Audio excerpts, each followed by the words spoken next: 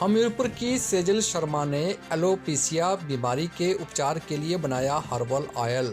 जिला हमीरपुर की सेजल शर्मा जो अभी 12वीं कक्षा में पढ़ रही है, औरों के लिए उम्मीद की किरण बनकर आई है। सेजल शर्मा ने एलोपेशिया बीमारी से पीड़ित रोगियों के लिए हर्बल ऑयल बनाया है, जिससे इस बीमारी से पीड़ित रोगियों को फायदा होगा। सेजल शर्मा ने प्राकृतिक उपचारों की चिकित्सा में उपयोग होने वाले हर्बल दवाइयों में योगदान दिया है। सेजल शर्मा ने बताया कि एलोपेशिया बीमारी से पीड़ित रोगी के सबसे पहले सिर के बाल झड़ते हैं, फिर आंखों के और बाद में पूरे शरीर के बाल झड़ते हैं। सेजल शर्मा ने इस खोज का भारत से पेटेंट भी करवा लिया है। उनके इस काम का पता जब करियर पॉइंट विश्वविद्यालय हमीरपुर के कुलपति डॉक्टर संजीव शर्मा को लगा, तो उन्होंने विश्वविद्यालय में इंक्यूबेटर सेंटर की लैब में सेजल शर्मा को अपना शोध करने की सुविधा दी। मुख्यमंत्री स्टार्टअप स्कीम के तहत विश्वविद्यालय में एक इंक्यूबेटर के रूप में काम कर रही हैं।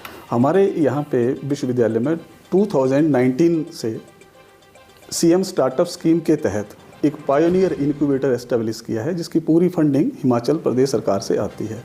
उसमें बच्चे अपना आइडियाज़ लेके आते हैं, चाहे वो टेक्निकल हो, नॉन टेक्निकल हो, प्रोफेशनल हो, नॉन प्रोफेशनल हो, और उस आइडिया को हमारे यहाँ जो मेंटर हैं, टीचर्स हैं, उसको मैच्योर करते हैं, हेल्प करते हैं बच्चों की, और उसको 1 साल बाद फिर कमर्शियलाइज करने तक पहुँचा देते हैं।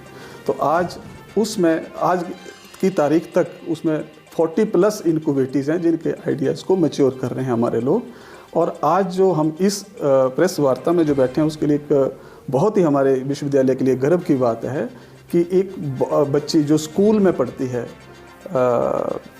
शर्मा क्या नाम, सेजल शर्मा जो हैं, इनका जो आइडिया था वो था हर्बल हेयर मेडिसिन पे। वो जो एक आइडिया था उसको लेके आए और उसको यहाँ पे मैच्योर करा, और आज उसको इन्होंने पब्लिश भी कर दिया, पेपर भी उसका पब्लिश करवाया, और पेटेंट तक पहुंच गए हैं, उसको पेटेंट करवा दिया है। पेटेंट का मतलब है कि इस बच्ची के बिना उस आइडिया को कोई भी कमर्शियलाइज, कोई भी फार्मा इंडस्ट्री नहीं यूज़ कर सकती इस बच्चे की कंसेंट के बिना। तो ये बहुत ही हर्ष का विषय है कि एक छोटी सी बच्ची ने, जो इन इनक्यूबेटर्स के बीच में सबसे यंगेस्ट जो बच्ची है वो ये हमारी हुई, और इसने एक आइडिया को मैच्योर करके उसको पेटेंट तक पहुंचा दिया।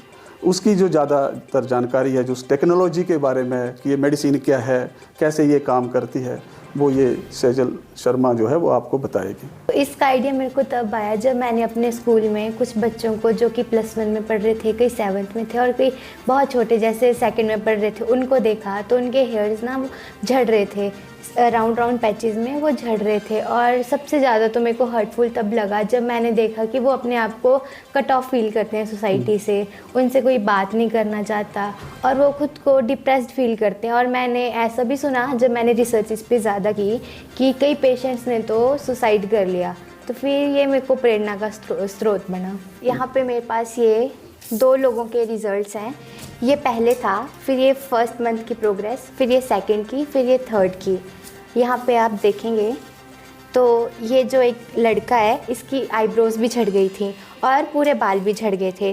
फिर यहाँ पे इसके बाल आने लगे और यहाँ पे तो पूरे सारे बाल आ गए और आईब्रोज भी पूरी आ गई हैं जी। जब वाइस चांसलर सर को इसके बारे में पता लगा तो इन्होंने मेरे को बुलाया और मेरे को यहाँ पे गवर्नमेंट ऑफ हिमाचल प्रदेश से एक स्टार्टअप भी दिलवाया और अपनी लैबोरेटरीज़ में मेरे को रिसर्च करने के लिए प्रेरित करा।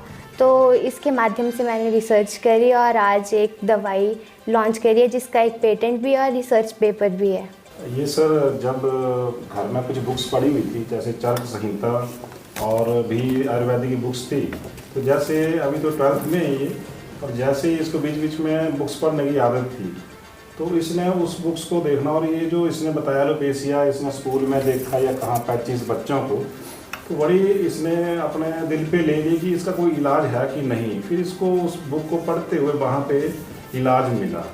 अब क्या हुआ कि अब ये बोल रही थी कि क्या इसका इलाज एलोपैथी में है कि नहीं है, तो सेजल तो अच्छा बता सकती है इसके बारे में कि एलोपैथी से आयुर्वेदा में। जी, तो एलोपैथी बोलती है कि एक ऑटोइम्यून डिसऑर्डर है, बल्कि आयुर्वेदा जो मैंने रिसर्च करी वो बोलता है कि इसका एक कीड़ा होता है जो प्रोटीन को खाता है। जैसे प्रोटीन हमारे बालों में होती है और नाखूनों में होती है, तो एलोपैथी में इसका इलाज तो नहीं है। हाँ, लोग एलोपैथी का इस्तेमाल करते हैं, फिर उनको रिज़ल्ट आते हैं, पर वो रिज़ल्ट चले जाते हैं।